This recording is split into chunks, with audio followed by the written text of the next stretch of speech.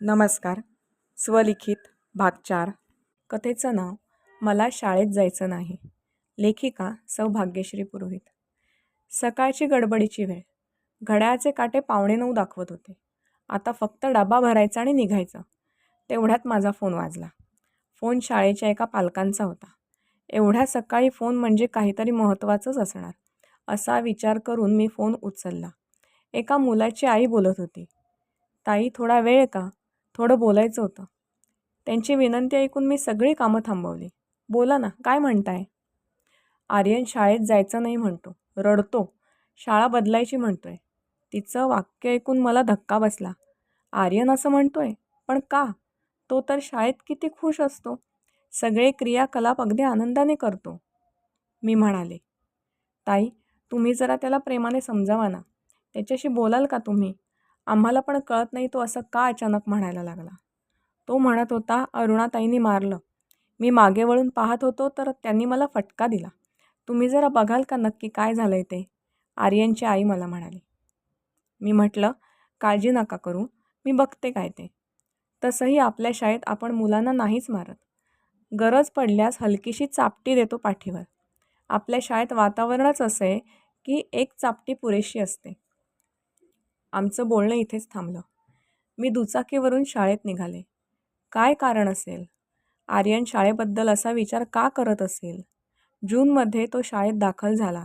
3.5 ते 4 वर्षांचा हा गुणी मुलगा. पहिले एक दिवस सोडला तर तो शाळेत अजिबात रडला नाही. शाळेच्या वातावरणात हळूहळू सहज मिसळत गेला.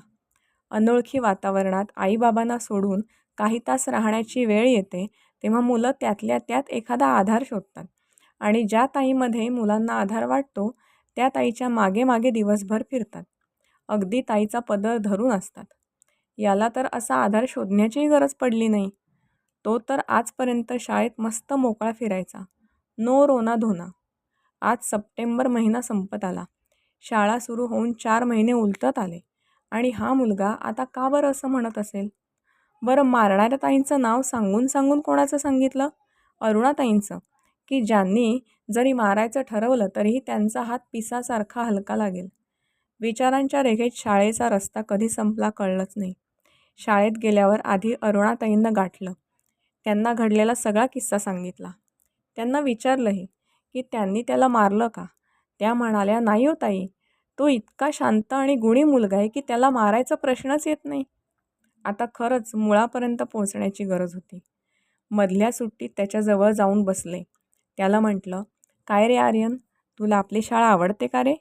मला तर खूप आवडते. त्यावर तो हसला, म्हणाला, मला पण खूप आवडते. मी म्हटलं, का रे, का आवडते?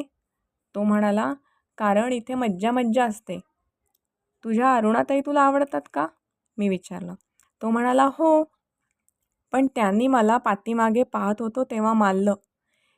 त्यांनी माझ्या आईबाबांना उद्या शाळेत बोलावलं आहे. त्यांनी सांगितलं की उद्यापासून शाळेत येऊ नको. मी लगेच अरुणाताईंना बोलावलं आणि त्याच्यासमोर त्यांना विचारलं की काय हो, हा सांगतोय ते खरं आहे? तेव्हा अरुणाताई म्हणाल्या, नाही हो ताई. चला, एका गोष्टीची तरी खात्री झाली की शाळेत असं काहीही झालेलं नाही. आणि दुसरी गोष्ट लक्षात आली की आर्यन काहीतरी काल्पनिक चित्र तयार करून सांगत आहे. पण मुख्य प्रश्नाचं उत्तर मात्र अजून सापडत नाही. दुसऱ्या दिवशी आईबाबांना शाळेत बोलावून घेतलं. तो काल्पनिक गोष्टी रचवून सांगत आहे याची त्यांना कल्पना दिली. तो जरी काल्पनिक काहीतरी सांगत असला तरी त्यात काहीही वावगं नाही. ते बालसुलभच आहे हेही त्यांना सांगितलं. त्यानंतर त्याची सकाळी उठण्यापासूनची दिनचर्या विचारली आणि गडबड कुठे हे माझ्या लक्षात आलं. गेला आठवडाभर सतत पाऊस पडत होता. त्यात तो 1-2 दिवस आजारी पडला. साहजिकच अशक्तपणा आला. सलग 1 आठवडा तो घरी होता. त्या पूर्ण आठवड्यात त्याचं झोपेचं रुटीन बिघडलं होतं. मुळात बिघडलेलं झोपेचं रुटीन, त्यात सतत पडत असलेला पाऊस आणि त्यामुळे हवेत निर्माण झालेला गारवा, रात्री उशिरा झोपल्यामुळे अपूर्ण राहणारी झोप. अशा परिस्थितीत चल आर्यन, उठ लवकर, शाळेची व्हॅन येण्याआधी लवकर तयार हो, चल चल चल, पटकन उठ बाळा, या वाक्यांनी सजलेली भूपाळी गाऊन मोडणारी आर्यनची झोप. उबदार पांघरुणातनं कसा काय तो मुलगा उठणार? एवढासा जीव तो. त्या जीवाला कळलं की झोपेतून उठावं का लागतंय, तर शाळेसाठी. आणि म्हणून आर्यनची गाडी शाळेवर घसरली होती तर. कारण तर सापडलं. आता त्यावर उतारा पण द्यायला हवा.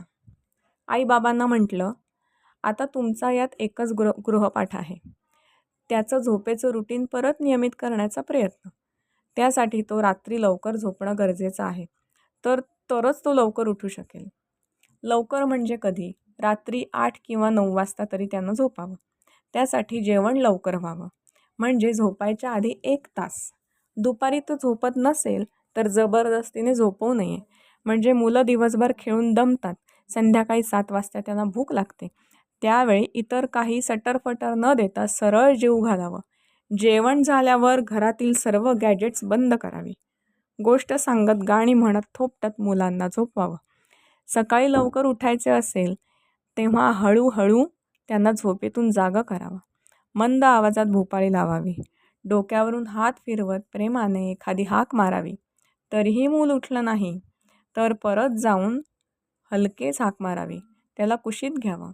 चला शाळेत मज्जा करायची आहे ना, चला तयार होऊया, असं शाळेबद्दल सकारात्मक बोलावं. हा एवढा उपाय तुम्हाला कायम करायचा आहे. गाडी लगेच रुळावर येणार नाही, हळूहळू येईल रुळावर. आमची भेटेची वेळ संपली. पालक निघून गेले. शाळेसाठी झोपेशी कॉम्प्रोमाइज करावं लागतं असं मुलांना अजिबात वाटता कामा नये. आपलं मुलांशी बोलणंच तसं हवं.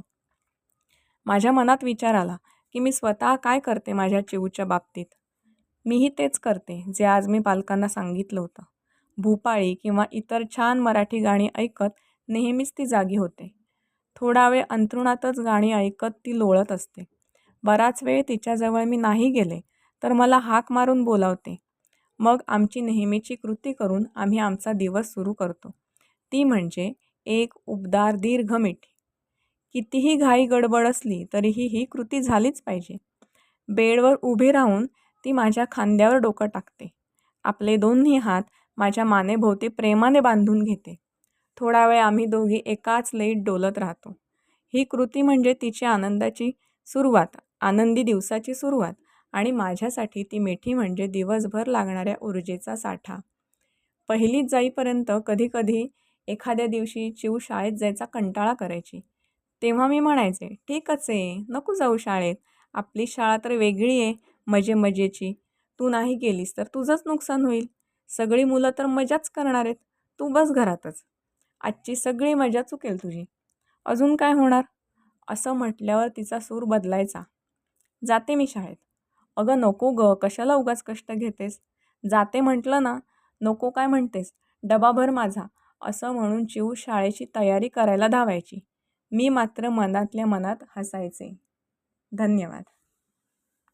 अशाच कथा ऐकण्यासाठी नक्की सबस्क्राईब करा, लाईक करा आणि शेअर करा.